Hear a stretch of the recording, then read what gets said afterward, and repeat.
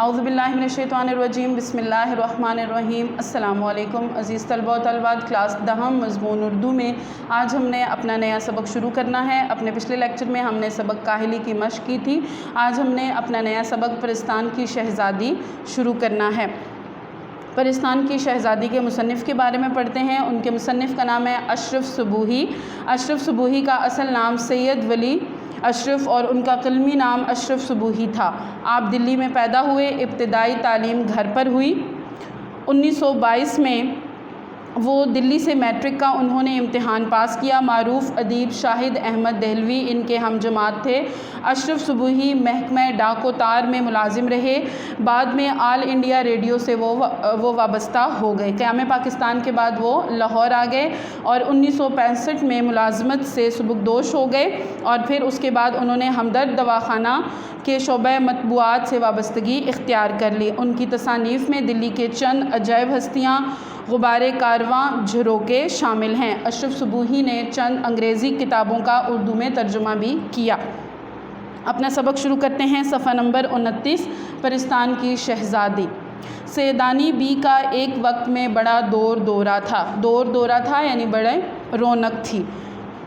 قلعے کی اچھی مغلانیاں ان کے سامنے کان پکڑتی تھیں۔ مغلانیاں یعنی کپڑے سلائی کرنے والیاں جو تھیں وہ ان کے سامنے کان پکڑتی تھیں یعنی توبہ کرتی تھیں۔ محلات میں جہاں کوئی نیا جوڑا سلا یعنی محلے میں جہاں بھی کوئی نیا جوڑا سلائی ہوتا تھا، کسی نئی وضع کی ٹکائی کا ذکر ہوا، یہ بلائی گئی۔ ٹکائی ٹانکنے سے ہے یہ کہ کڑھائی سلائی میں جہاں کہیں بھی ذکر ہوتا تھا سلائی کڑھائی کا تو سیدانی بی کو یاد کیا جاتا تھا۔ شہر کی بیگمات میں بھی ان کے ہنر کی دھاک تھی یعنی ان کا بہت زیادہ رعب تھا۔ سب انہیں آنکھوں پر بٹھاتے تھے۔ آج پالکی چلی آ رہی ہے کہ بڑی سرکار نے بلایا ہے، کل ڈولی کھڑی ہوئی ہے کہ نواب سلطان جہاں بیگم نے یاد کیا ہے۔ نہ رات کو فرصت تھی نہ دن کو چین تھا یعنی ان کو رات اور دن میں کوئی سکون میسر نہ آتا تھا۔ صبح کہیں مہمان ہیں تو شام کو کہیں، لیکن رہے نام سائیں کا۔ بڑھاپا آیا تو ہاتھ پاؤں نے جواب دے دیا، آنکھیں دھندلا گئیں یعنی جب وہ بڑھاپے میں پہنچی تو کیا ہوا کہ ان کی جو آنکھیں تھیں ان کو صحیح طرح نظر بھی نہیں آتا تھا، آنکھیں دھندلا گئی تھیں۔ اب کون پوچھتا دنیا اور مطلب نہ رہا تو کیسی خاطرداری، ہارے وقت کا کوئی ساتھی نہیں، بیچاری کو ٹکڑے کا سہارا دینے والا بھی کوئی نہ تھا۔ جب بہت پریشان ہوئی تو پڑوس میں ایک میر صاحب رہتے تھے، ان کی بیوی نے انہیں ترس کھا کر اپنے پاس رکھ لیا۔ سنا ہے کہ یہ نہایت شریف گھرانے کی بیٹی تھیں۔ مرہٹہ گردی میں ان کا خاندان تباہ ہو گیا تھا۔ مرہٹہ گردی یعنی جب مرہٹوں نے حملہ کیا تھا تو اس میں ان کا خاندان تباہ ہو گیا تھا۔ برس دن کی بیاہی بیوہ ہو گئیں، بیاہی یعنی شادی شدہ بیوہ ہو گئیں، ان کے شوہر کا انتقال ہو گیا۔ اس زمانے میں دوسری شادی کرنا بڑا عیب سمجھا جاتا تھا یعنی برا سمجھا جاتا تھا۔ مغلانی کا پیشہ اختیار کر لیا یعنی کپڑے سلائی کرتی تھیں وہ، درزن کا پیشہ انہوں نے اختیار کر لیا۔ اپنی ہنر مندی کی بدولت رنڈاپا گزار دیا۔ رنڈاپا جس کا شوہر فوت ہو چکا ہو، اس کے شوہر فوت ہو گیا تو جوانی تو عزت اور آبرو سے کٹ گئی یعنی جوانی ان کی عزت سے گزر گئی۔ خوب کمایا، ہزاروں روپے انعام میں لیے، مگر رکھنا نہ جانا یعنی سنبھال کر وہ پیسوں کو نہ رکھ سکتی یعنی جمع نہ کر سکی۔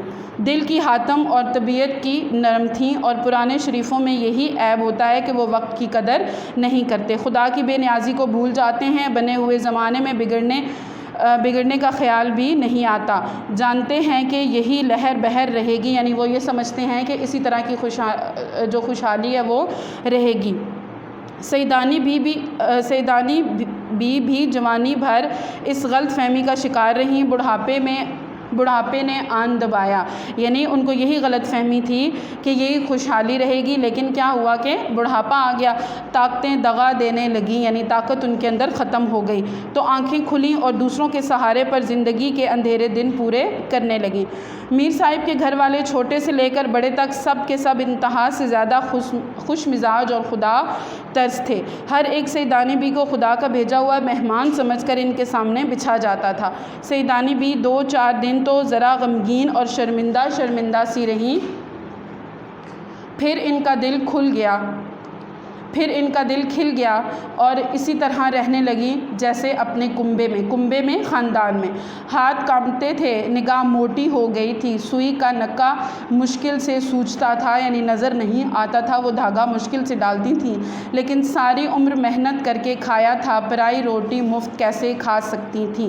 صبح نماز پڑھ کر بچوں کو لے بیٹھتی، قرآن شریف پڑھاتی، نصیحتیں کیا کرتے، دوپہر کو سینہ پرونا اور کڑھائی کرنا ان کو سکھاتی تھی۔ شام ہوتی تو باورچی خانے میں جا کر کھانے پکانے کی ترکیبیں بتاتی، عشاء کی نماز سے فارغ ہو کر بڑے مزے کی کہانیاں سناتی، کہانیاں ایسی اچھی ہوتیں کہ بڑے بھی آ جاتے۔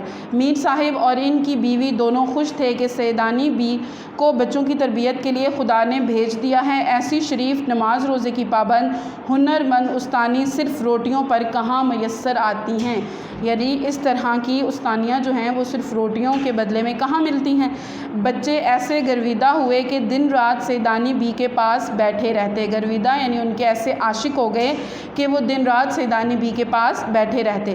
مشہور تھا کہ سیدانی بی پرستان میں بھی ہو آئی تھیں۔ پرستان کہتے ہیں پریوں کا شہر ہے، پریوں کا دیس، کہ وہ وہاں سے بھی ہو آئیں۔ وہاں کے بادشاہ نے انہیں اپنی بیٹی کا جہیز ٹانکنے کے لیے بلایا تھا، یعنی اپنی بیٹی کا جہیز تیار کرنے کے لیے بلایا تھا، اور انہوں نے وہاں کئی دن رہ کر بڑے بڑے تماشے دیکھے ہیں۔